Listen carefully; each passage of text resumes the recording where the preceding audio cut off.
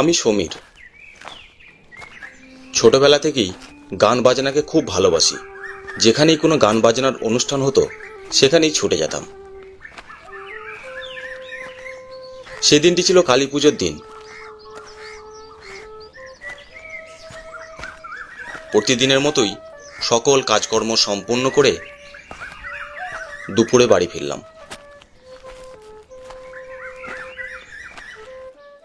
একটু বিশ্রাম নিতে যাব, দেখি আমার বন্ধু শঙ্করের ফোন। হ্যাঁ শঙ্কর, বল।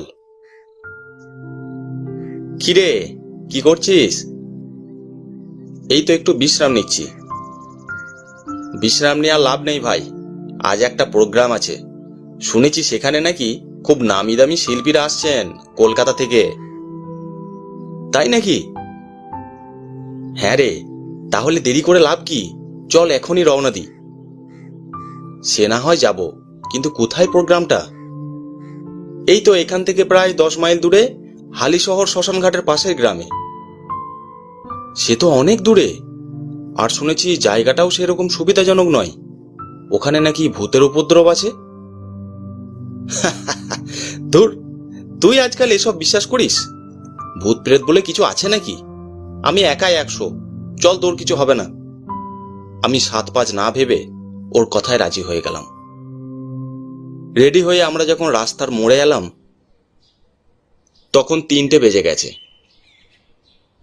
খানিক পর দেখি একটা অটো আসছে। আমরা হাত ইশারা করতে অটোটা দাঁড়িয়ে গেল। আমরা শ্মশানঘাটের পাশের গ্রামে যাব, যাবেন? ঠিক আছে, চলুন।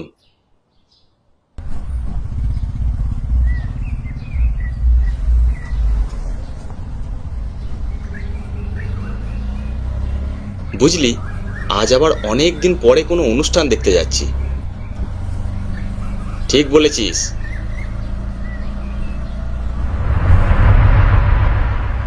এক সময় আমরা হালিশহর শ্মশানঘাটের পাশের গ্রামে এসে পৌঁছালাম।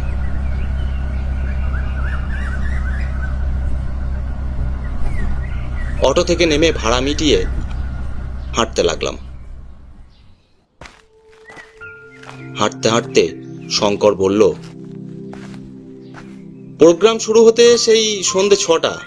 চল ওই পাশে চায়ের দোকানে একটু চা খেয়ে টাইম পাস করি। ঠিক আছে, চল তাহলে। আমরা গিয়ে চায়ের দোকানে বসলাম।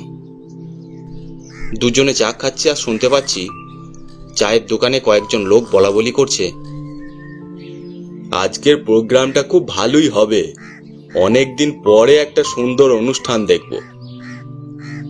দাদা, অনুষ্ঠান কটায় শুরু হবে? সেই সন্ধে 6টার সময়। ও আচ্ছা, তা তোমরা কোত্থেকে এসেছো? তোমাদের তো চিনতে পারলাম না। আমরা সেই সরদাপল্লী থেকে এসেছি, এখান থেকে প্রায় 10 মাইল দূর। সে তো অনেক দূর, তবে তোমরা কিন্তু রাত 9:30টার ভিতর এখান থেকে চলে যাবে। রাত্রে গাড়ি নাও পেতে পারো, এই জায়গাটা তেমন সুবিধার নয়। কেন? আজ একে তো কালী পুজোর রাত, ঘোর আমাবস্যা। রাত 10টার পরে এই শ্মশানের রাস্তা দিয়ে কেউ যেতে সাহস পায় না। দাদা, কি যে বলেন, আপনি একজন শিক্ষিত লোক হয়ে আজগুবি কুসংস্কারকে বিশ্বাস করেন? দেখো, আমি ভালো মনে করি তোমাদেরকে বললাম, এখন তোমরা যা ভালো বুঝো তাই করো। আমি চললাম, প্রায় 6টা বাজতে চলেছে, এখনই অনুষ্ঠান শুরু হবে। তারপর লোকটি চলে গেল। যাই হোক, আমরাও অনুষ্ঠান স্পটে গিয়ে পৌঁছালাম।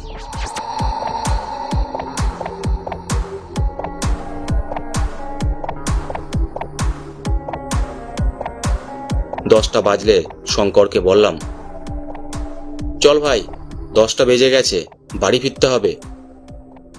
ঠিক আছে, চল তাহলে।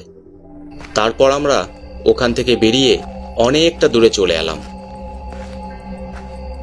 চারিদিকে শুনশান নিস্তব্ধ এলাকা। ফাঁকা রাস্তায় আমি আর শঙ্কর দুজনাই হেঁটে চলেছি। পাশেই ভয়ঙ্কর শ্মশান ঘাট। ঘাটের পাশের রাস্তা দিয়ে আমরা হাঁটছি।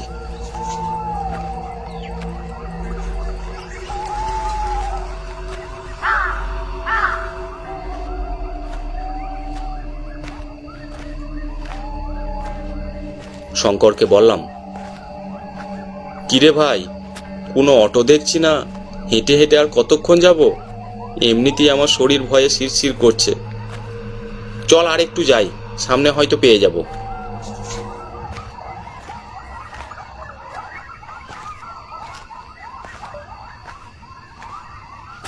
এইভাবে 1 ঘন্টা হাঁটার পর দেখি বেশ কিছুটা দূরে একটা অটো দাঁড়িয়ে আছে।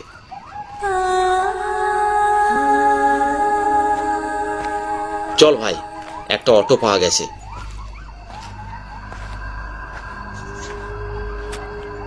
কাছে গিয়ে দেখলাম অটোওয়ালা মুখে কাপড় বেঁধে বসে আছে। দাদা, আমাদের একটু সারদাপল্লীতে নামিয়ে দিয়ে আসবেন? লোকটি কোনো কথা বলল না। শঙ্কর আবার বলল, দাদা, আমাদেরকে কি নামিয়ে দিবেন? সেই লোকটি এবার ইশারায় হাত দেখিয়ে বলল, বসুন। লোকটির হাবভাব দেখে আমার এমনিতেই ভয় ভয় করছিল। অটোতে চেপে একটু যেন হাঁপ ছেড়ে বাঁচলাম।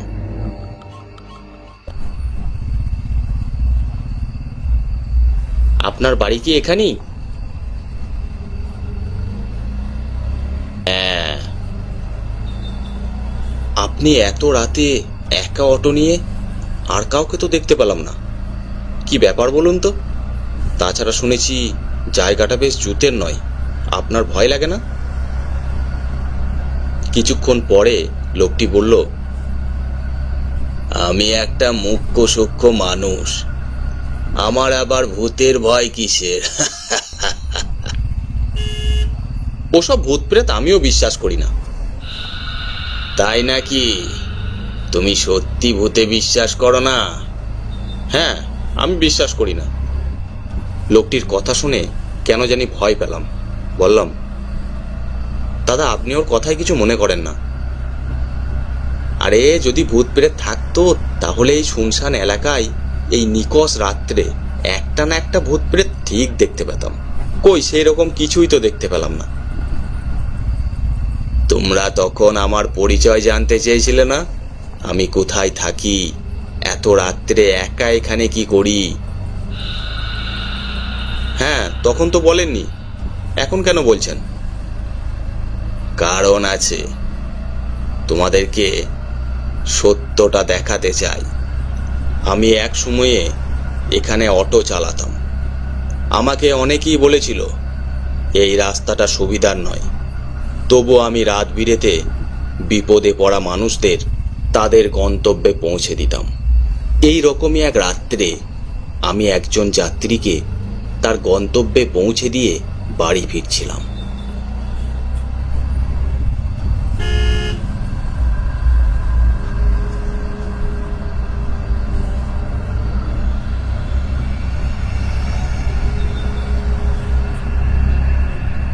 হঠাৎ মাঝ রাস্তায় অটোটা বন্ধ হয়ে যায়। এই যা, এটা আবার কি হলো?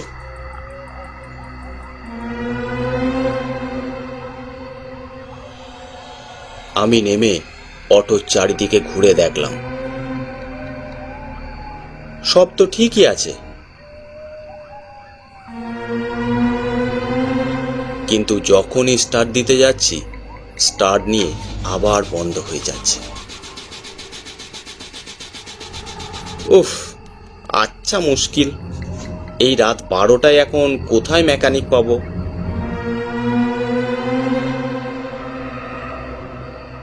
এই সব 7-5 ভাবছি, হঠাৎ ওপর দিকে তাকিয়ে দেখি ভয়ঙ্কর দেখতে একটা পিশাচ আমার দিকে তাকিয়ে বিশ্রী ভাবে হাসছে।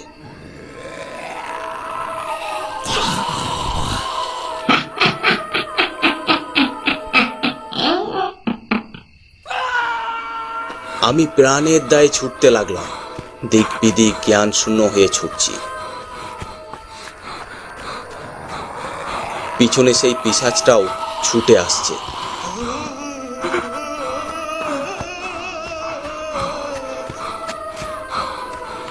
হঠাৎ কিছু একটার সাথে পা আটকে আমি মুখ থুবড়ে পড়ে যাই।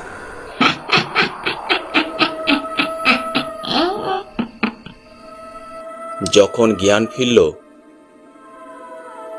দেখি আমাকে সবাই ধরাধরি করে অ্যাম্বুলেন্সে তুলছে। আমি চিৎকার করে বলছি, আমাকে কোথায় নিয়ে চললে তোমরা?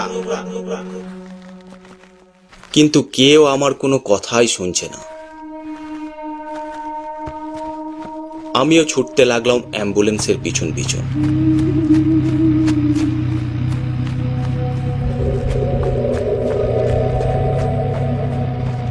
আমার বুঝতে বেশ কিছুটা সময় লেগে গিয়েছিল যে আমি আর বেঁচে নেই।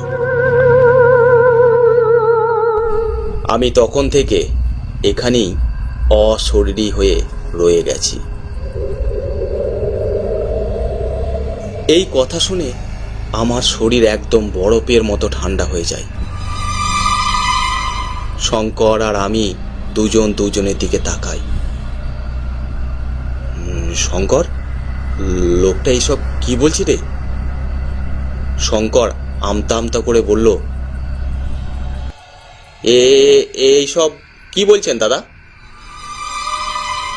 লোকটি কোনো কথা বলল না। লোকটা হঠাৎ আমাদের দিকে ফিরে তাকালো। ভূত দেখতে চেয়েছিলে না? সে কি ভয়ঙ্কর দৃশ্য! রক্ত মাংসের বদলে একটি কঙ্কাল। আমরা ভয়ে চিৎকার করে ওখানেই অজ্ঞান হয়ে গেলাম।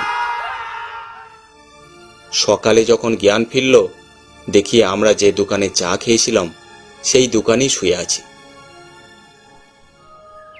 ওখানকার লোকেরা সকালে বাড়ি যাবার সময় আমাদেরকে উদ্ধার করে এখানে নিয়ে এসেছে। কি হয়েছিল ভাই তোমাদের? ওইভাবে রাস্তার ধারে দুজনে অজ্ঞান হয়ে পড়েছিলে কেন? আমরা সব ঘটনা তাদেরকে খুলে বললাম। ওই লোকটির নাম অনিমেষ।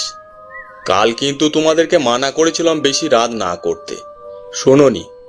যাই হোক, বছর 2 আগে ওই অনিমেষ অদ্ভুতভাবে মারা যায়। ওকে তোমরা ছাড়াও আরো 2-1 জন দেখেছে, তবে কারো ক্ষতি করেনি আজ পর্যন্ত।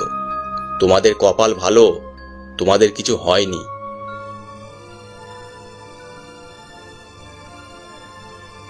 তারপর আমরা ওখান থেকে একটা অটো করে সোজা আমাদের বাড়ি চলে যাই।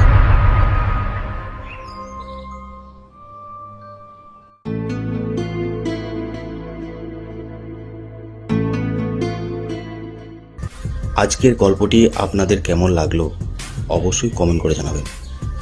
আর যদি ভালো লেগে থাকে অবশ্যই চ্যানেলটি সাবস্ক্রাইব করে দেবেন। আর আপনারা যারা গল্প পাঠাতে চান আমাদের ফেসবুক পেজে ইনবক্স করে পাঠাতে পারেন, অথবা আমাদেরকে মেল করতে পারেন। এছাড়াও আমাদের ইনস্টাগ্রাম আইডি আছে, আপনারা ফলো করে নিতে পারেন।